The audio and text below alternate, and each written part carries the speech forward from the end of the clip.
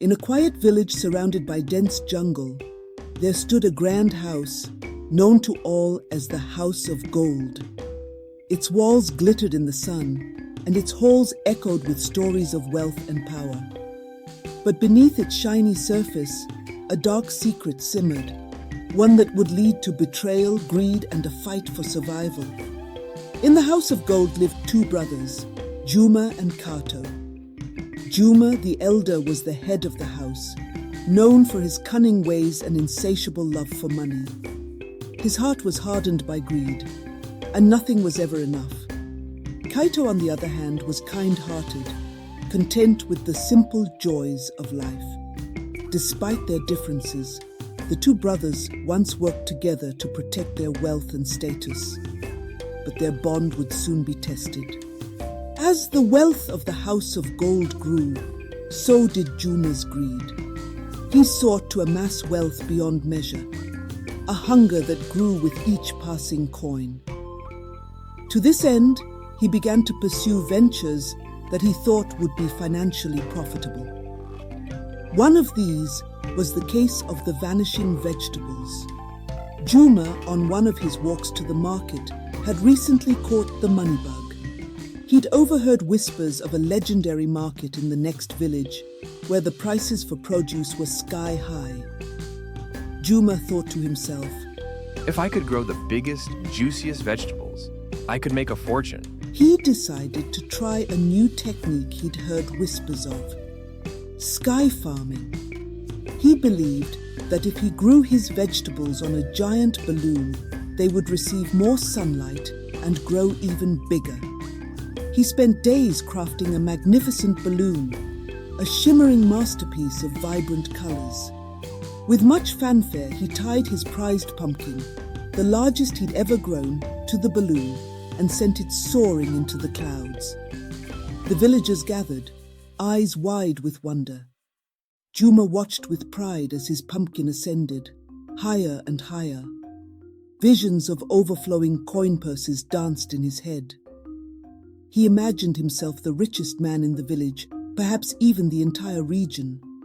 But as the day wore on, a worried frown creased his brow.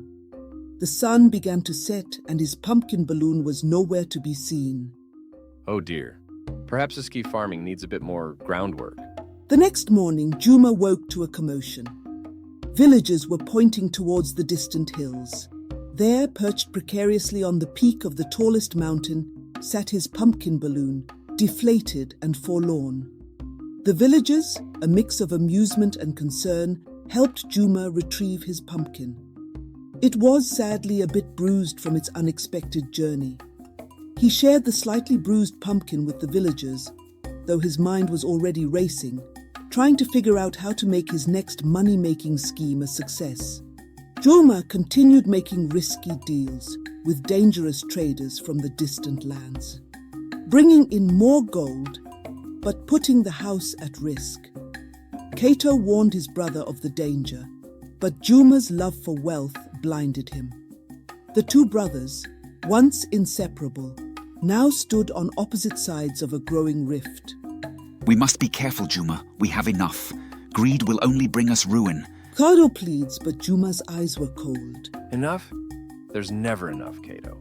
If you don't have the stomach for this, then step aside. One evening, a mysterious figure appeared at the House of Gold. Her name was Zuri, a wealthy merchant known for her clever tricks and sly business dealings. Juma welcomed her with open arms, eager to make another deal.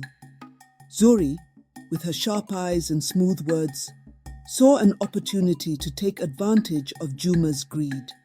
She promised him unimaginable wealth, but at a high price, control over the house itself. Kato, sensing the danger, tried to intervene, but Juma refused to listen. We will be richer than kings. Juma declared, but Kato's warning echoed in the halls. You are walking into a trap, Juma! As the deal was struck, Zuri gained more control over the House of Gold, and Juma's wealth grew beyond his wildest dreams. But soon, things began to fall apart. The house became haunted by strange occurrences, whispers in the night, flickering lights, and the sound of footsteps when no one was there. The staff began to leave, and the house, once full of life, became eerily quiet.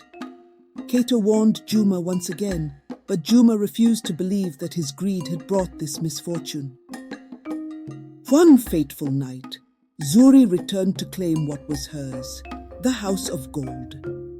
With a sinister smile, she revealed her true intentions. Juma had signed away his family's legacy for gold that was now worth nothing. Furious and betrayed, Juma tried to fight back, but it was too late.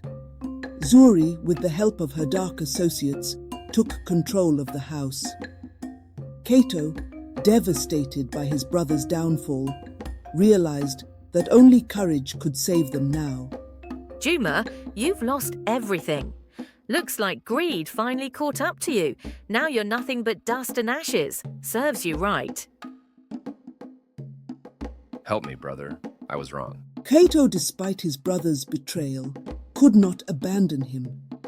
He devised a plan to take back the House of Gold.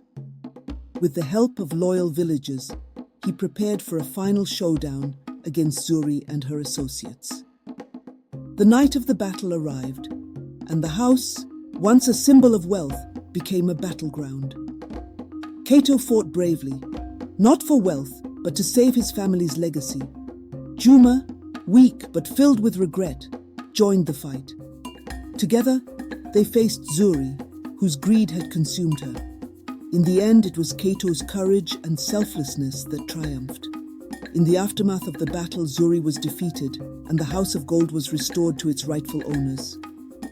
Juma, humbled by his mistakes, promised to change. The brothers rebuilt their bond, and the house, no longer a symbol of greed, became a place of generosity and peace. Kato, now the true head of the house, had proven that love, family, and integrity were worth far more than gold. We may have lost our fortune, but we've gained something far greater.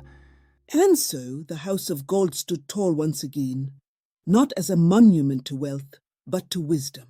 This is the story of Trouble in the House, where greed nearly destroyed a family, but courage and love brought them back from the brink. What would you choose, wealth or family? Let us know in the comments below.